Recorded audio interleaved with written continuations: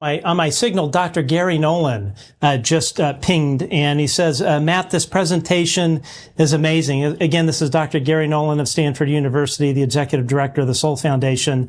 And he was, and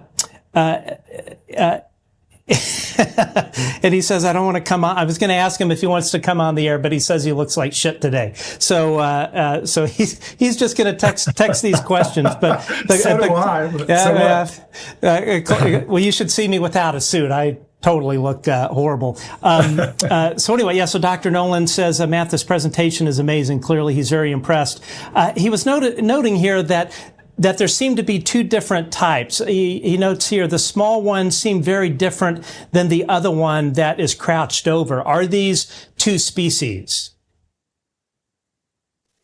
Yeah. In fact, they've described three, as far as I know, three different separate species of these mummies that were all discovered in this same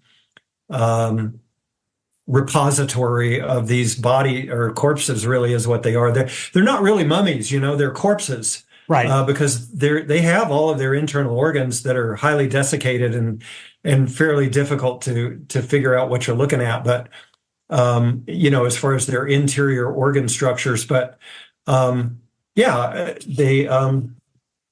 have discovered three different species that I'm aware of. All of them are quite different than one another. So.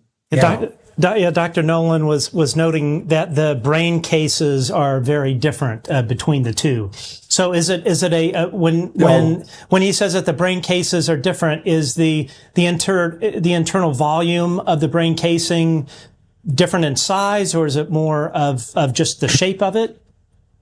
And would that indicate a difference in age of the different ones? So I don't know if you're referencing these two that are juxtaposed here in the slide on the left, or if he's talking about comparing like Josefina here in the foreground on the left to Maria, who's a much different, humanoid specimen. The sizes of these are way different. These little smaller ones are about 60 centimeters long. And the Maria, I think, was like 1.68 meters long. So she's about the size of an average human female. Okay. These are very small. These are, let's say, 2 feet long, So yeah, they're way, way different. Dr. Nolan was asking, he noted earlier, just kind of going back to his message here, he was saying that he says they seem to be two different types. The small ones seem very different than the one that is crouched over. So I think perhaps he's talking about the one that was that was going through the CT scan. Oh. And also a note from Dr. Nolan as well. Is it possible these beings came from a different caste system per se?